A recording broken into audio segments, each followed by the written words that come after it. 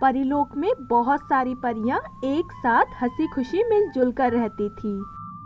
उन्हीं में से एक परी थी अनन्या परी। उसकी एक छोटी सी ड्रेस की दुकान थी जिसमें वो सुंदर सुंदर ड्रेस बेचा करती थी और सभी को अनन्या की बनाई हुई ड्रेस बहुत पसंद आती थी। इसलिए सभी परियां अनन्या से ही ड्रेस लेती थी। अनन्या की दुकान की ड्रेस सस्ती और सुंदर होती थी। अनन्या, कैसी हो तुम? आज मुझे एक पार्टी में जाना है, इसलिए मुझे एक ड्रेस चाहिए। क्या तुम्हारे पास कोई सुंदर सी ड्रेस है जो मुझ पर अच्छी लगे? हाँ, क्यों नहीं, मेरी दुकान में हर तरह की सुंदर ड्रेस है। तुम्हें जो भी ड्रेस पसंद आ रही है तुम उसे ले लो। तुम मेरी अच्छी दोस्त हो, इसलिए मैं तुम्हें अच्छा खासा डिस्काउंट दूंगी। अनन्या, मैं ये ड्रेस ले रही हूँ, मुझे ये ड्रेस बहुत पसंद आई।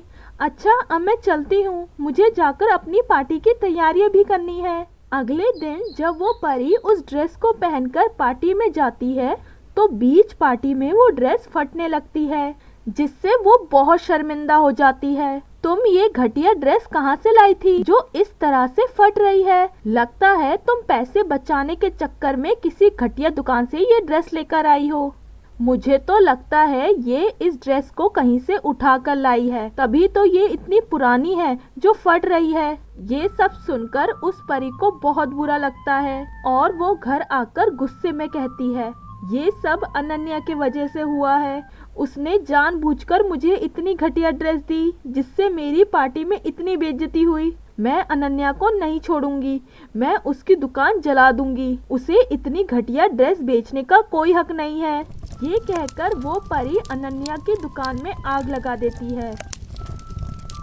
जब अनन्या ये सब देखती है तो उसे बहुत बुरा लगता है, क्योंकि वो दुकान उसकी माँ की थी और उसे अपनी दुकान बहुत पसंद थी।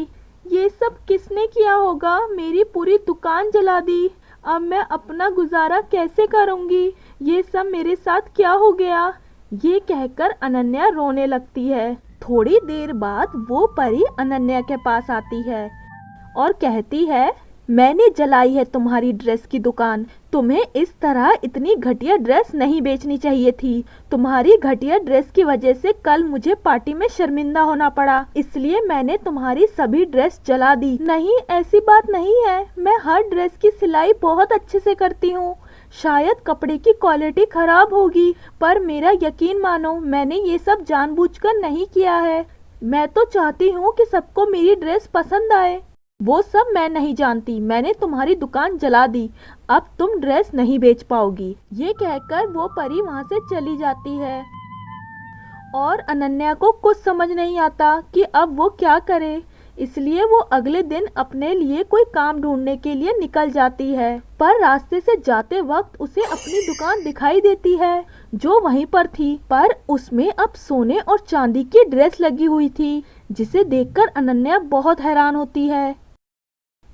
मेरी दुकान तो जल गई थी, फिर ये दुकान किसकी है और इसमें कितनी सुंदर सुंदर सोने और चांदी की ड्रेस है। तभी उस दुकान से आवाज आती है, ये दुकान तुम्हारी है अनन्या, और यहाँ की सभी ड्रेसेस भी तुम्हारी है। मैं तुम्हारी माँ की आत्मा हूँ और मैंने ये दुकान तुम्हारे लिए दोबारा बनाई है और अब ये दुकान कभी नहीं जलेगी, ये हमेशा ऐसी ही रहेगी। इस दुकान की सभी ड्रेस सोने और चांदी की है, इन्हें बेचकर तुम्हें बहुत फायदा होगा। माँ, शुक्रिया, आपने मेरी मदद की। मैं बहुत परेशान थी कि मैं अब क्या करूँगी, पर आप मेरी मदद करने के लिए आ गई और आपने मुझे इतनी अच्छी दुकान दे दी। मैं अब इस दुकान को कुछ नहीं होने दूंगी। कोई बात नहीं मेरी बेटी, तुम हमेशा ऐसे ही दिल लगाकर काम करना। मेरा आशीर्वाद हमेशा तुम्हारे साथ है।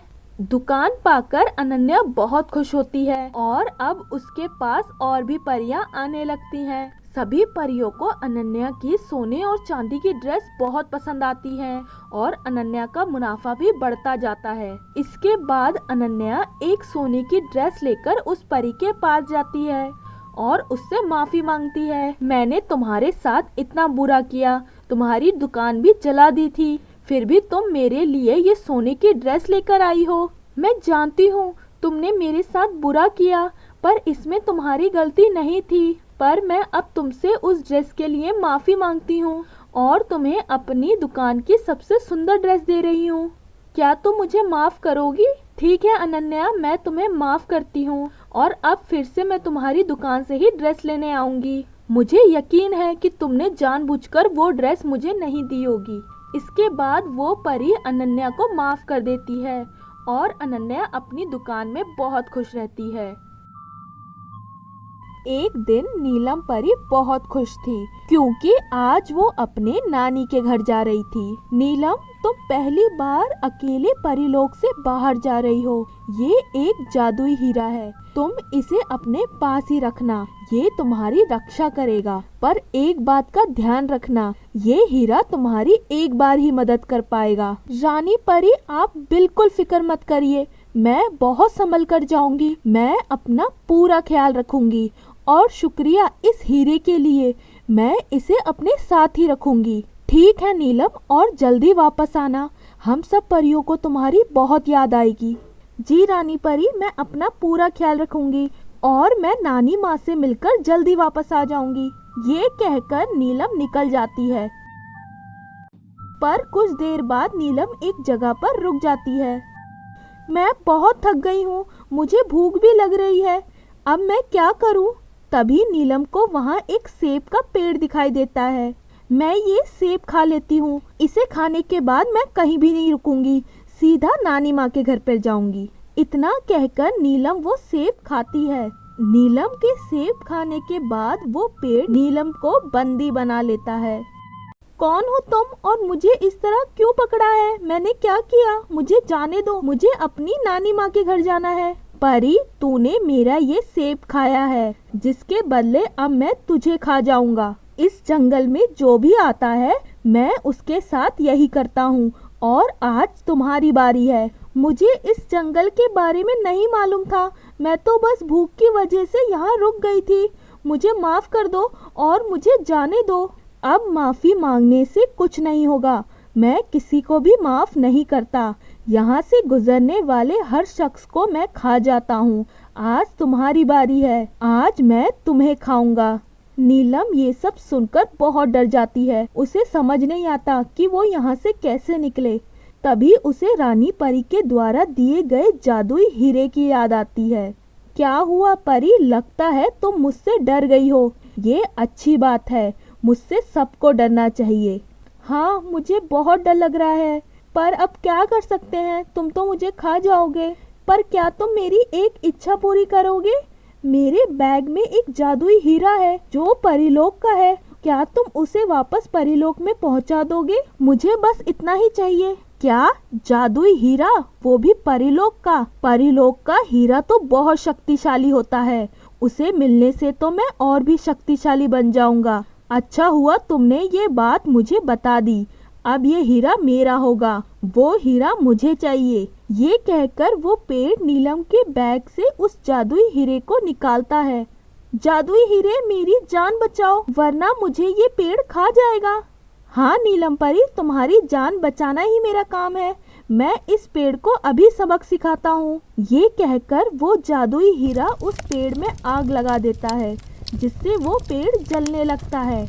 ये तुमने सही नहीं किया, मैं तुम्हें खा जाऊंगा, तुमने मेरे साथ धोखा किया है। नहीं, धोखा तुमने किया था मेरे साथ और तुमने बहुतों को धोखा दिया, पर अब तुम्हें इसका फल मिल चुका है। नीलम परी, अब मैं चलता हूँ, अब मेरा काम खत्म हुआ, मैं केवल एक बार ही तुम्हारी मदद कर सकता था, अब मुझे जाना होगा।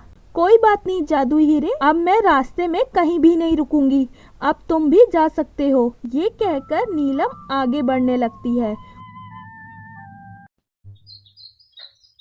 और अपनी नानी माँ के पास पहुँच जाती है।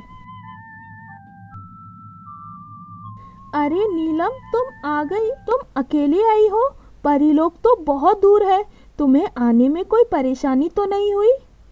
नहीं नानी माँ, मुझे कोई तकलीफ नहीं हुई, बल्कि मुझे तो इस सफ़र में बहुत मज़ा आया और मैंने बहुत कुछ सीखा जिसे मैं हमेशा याद रखूंगी। ये तो बहुत अच्छी बात है, तुम बहुत बहादुर हो।